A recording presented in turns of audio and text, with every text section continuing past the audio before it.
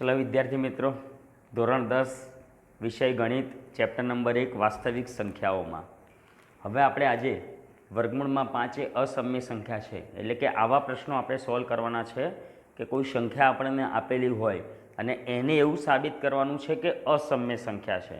તો અહીંયા બે રકમ મેં લીધેલી છે કે વર્ગમૂળમાં 5 અને અહીંયા 3+2 વર્ગમૂળમાં 5 ને અસમ્ય સંખ્યા સાબિત કરવી છે.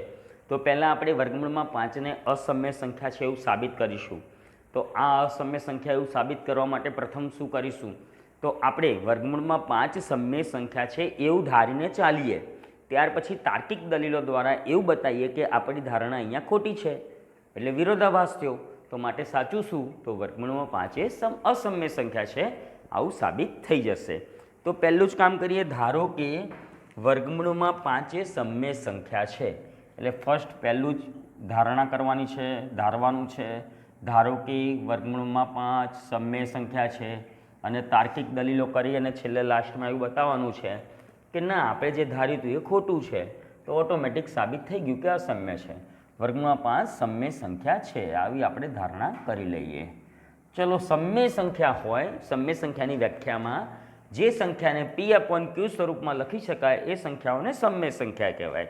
એટલે કે P/Q સ્વરૂપ લો કે A/B સ્વરૂપ લો, વસ્તુ એક જ છે.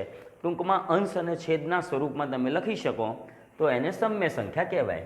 તો આપણે એવું લઈ લઈએ કે સમ્ય સંખ્યા છે માટે A/B અથવા P/Q પણ લઈ શકો. એટલે કે A/B બરાબર વર્ગમૂળમાં 5 આવું તમે લઈ શકો. જ્યાં A અને Bનો ગુસા કેટલો થાય, તો A અને B એટલે કે ગુસા AB બરાબર 1 થાય. એટલે કે સમ્ય સંખ્યા માટે અંશ અને છેદનો ગુસા 1 થવો જોઈએ. તો સમ્ય સંખ્યા થઈ ગઈ.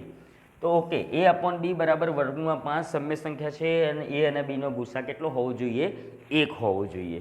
તો હવે આપણે આગળ તાર્કિક દલીલો કરીએ. પહેલાં બીને આ બાજુ લઈ જઈએ. તો A બરાબર વર્ગમૂળમાં 5B. હવે બંને બાજુએ વર્ગ કરવાનો છે. તો બંને બાજુએ વર્ગ કરીએ એટલે પહેલાં વર્ગ કરીએ અહીંયા A².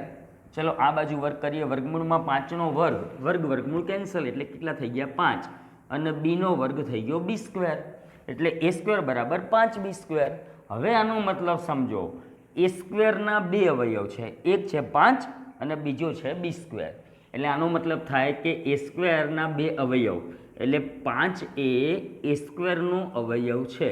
હું આખું લાઇનમાં ના લખું પણ અહીંયા વચ્ચે લાઇન કરી છે એટલે એવું સમજે. આનો મતલબ થાય કે અવયવ છે. તો 5 એ A²નો અવયવ છે. ચલો, 5 A²નો અવયવ છે માટે 5 એ એનો પણ અવયવ થાય. સ્ક્વેરનો અવયવ કોઈ પણ સંખ્યા હોય તો એનો સ્ક્વેર નીકાળો તો એનો પણ અવયવ થાય.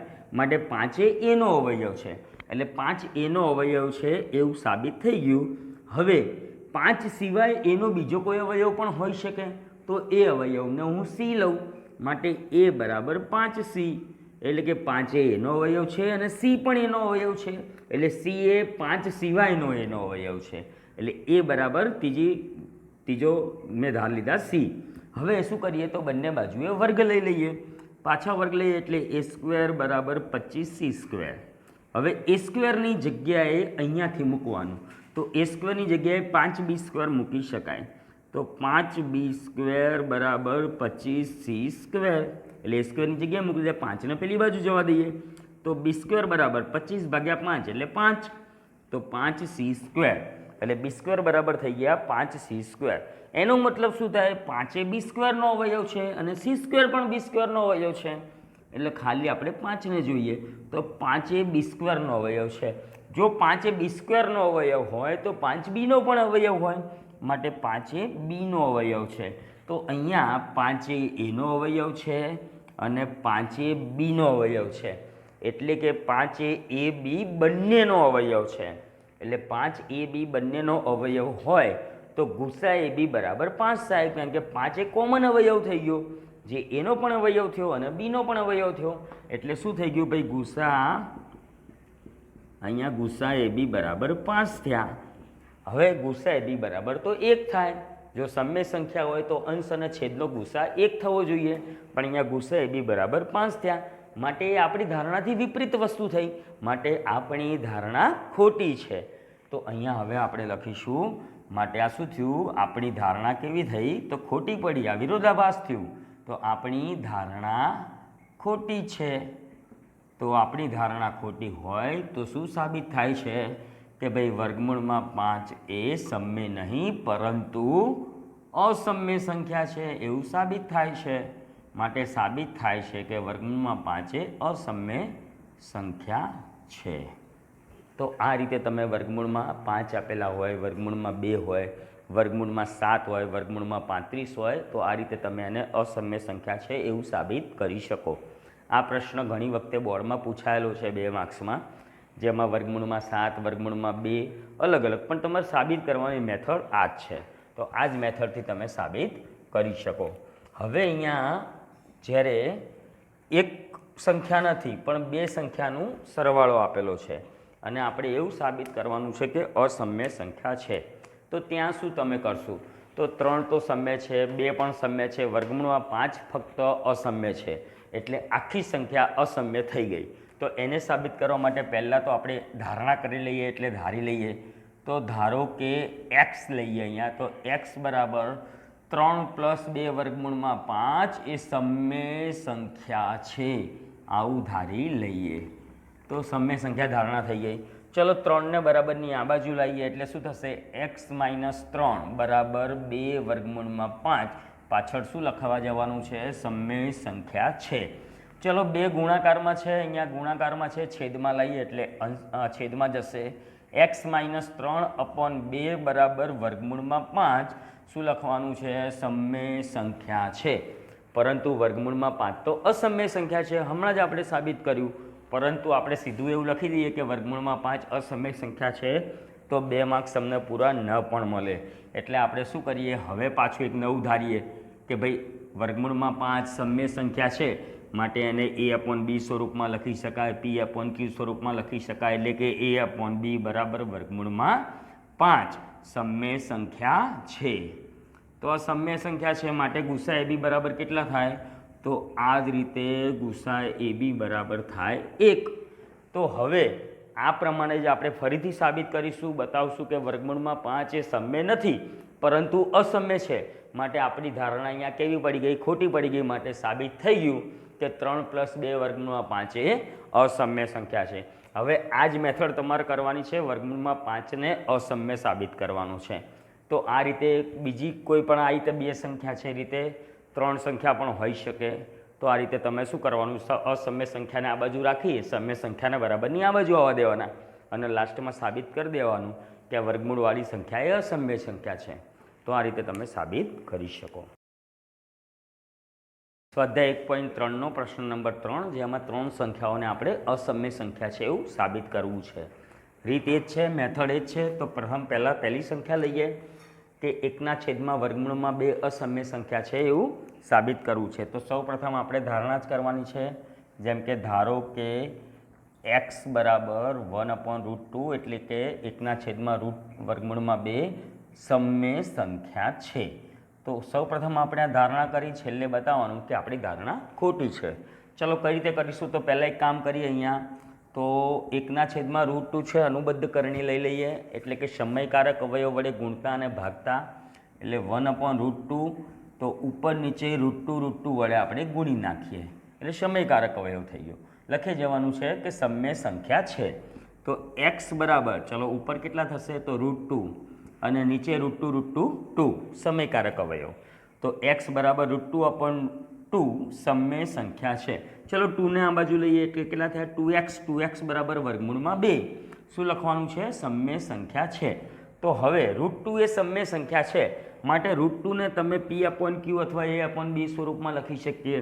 એટલે a/b બરાબર √2 જે સમય સંખ્યા છે, જ્યાં ગુસાઅ ab બરાબર 1 થાય. હવે જે રીતે આપણે √5ને સાબિત કર્યા હતા એ રીતે સાબિત કરીશું. તો સૌપ્રથમ બીને આ બાજુ જવા દઈએ તો a બરાબર √2b. હવે બંને બાજુએ વર્ગ કરશું તો a² બરાબર 2b², વર્ગમૂળમાં 2નો વર્ગ 2. એટલે a² બરાબર 2b² નો મતલબ 2 એ a² નો અવયવ છે અને b² પણ એનો a² નો અવયવ છે. એટલે હવે આપણે કરશું કે 2 એ a² નો અવયવ છે. એટલે 2a² અવયવ છે, માટે 2a એનો પણ અવયવ છે, માટે a બરાબર 2c. 2a એનો અવયવ છે તો 2 સિવાયનો બીજો કોઈ અવયવ ના આપણે c લઈ લઈએ, એટલે a બરાબર 2c. ચલો બંને બાજુ વર્ક કરતા a² બરાબર 4c². હવે a² કિંમત અહીંયાથી આપણે મૂકવાની, તો a² ની જગ્યાએ મૂકી શકાય 2b².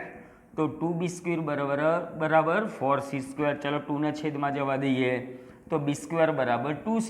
2 2 ઉડી જાય, તો આનો મતલબ થયો 2ab² નો અવયવ છે, તો એનો મતલબ થયો 2ab નો પણ અવયવ છે, એટલે 2ab નો પણ અવયવ છે, 2a નો પણ અવયવ છે, માટે 2a ab બંનેનો કોમન અવયવ છે, એટલે કે 2 થઈ ગયો a અને b નો ગુસા, માટે અહીંયા આવી ગયું ગુસા ab બરાબર 2.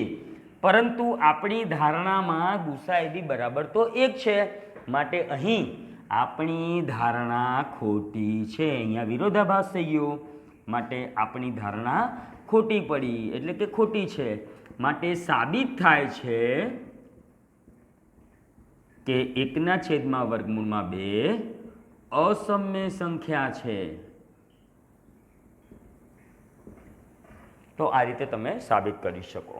એ રીતે જે બીજો પ્રશ્ન છે તો આ રીતે કરવાનું છે. ધારી લેવાનું છે કે x બરાબર, પ્રશ્ન નંબર 2માં જુઓ, x બરાબર 7/5 સમય સંખ્યા છે. આ ધારી લીધું. હવે શું કરશું? 7ના છેદમાં જવા દઈએ તો x/7 બરાબર √5 સમય સંખ્યા છે. હવે √5 ને આપણે અસમ્ય બતાવવાની, હમણાં આગળ આપણે વિડીયોમાં જોઈ લીધું છે. તો √5 એ અસમ્ય છે એવું સાબિત કરવાનું. જે રીતે √2 ને સાબિત કર્યું રીતે, એ રીતે તમે સાબિત કરી શકો કે ભાઈ આ સંખ્યા એ અસમ્ય સંખ્યા છે. અને ત્રીજો પ્રકારનો જે દાખલો છે એમાં પણ એવું જ કરવાનું છે. ધારો કે x બરાબર 6 + √2 સમય સંખ્યા છે. 6 ના આ બાજુ લઈ દેશું તો x - 6 બરાબર √2 સમય સંખ્યા છે. હવે a/b બરાબર √2, જ્યાં ગુસા ab બરાબર 1, અને સાબિત કરશું કે ભાઈ √2 એ અસમ્ય સંખ્યા છે, માટે સાબિત થઈ ગયું કે 6 + √2 અસમ્ય સંખ્યા છે. તો આવા પ્રશ્નો જ્યારે આવે અસમ્ય સંખ્યા સાબિત કરવાના, જે 2 માર્ક્સમાં પૂછાય છે, મોસ્ટ ઇમ્પોર્ટન્ટ પ્રશ્નો છે, તો આ રીતે તમે સાબિત કરી શકો. તો અહીંયા સ્વાધ્યાય 1.3 પૂરું થાય છે.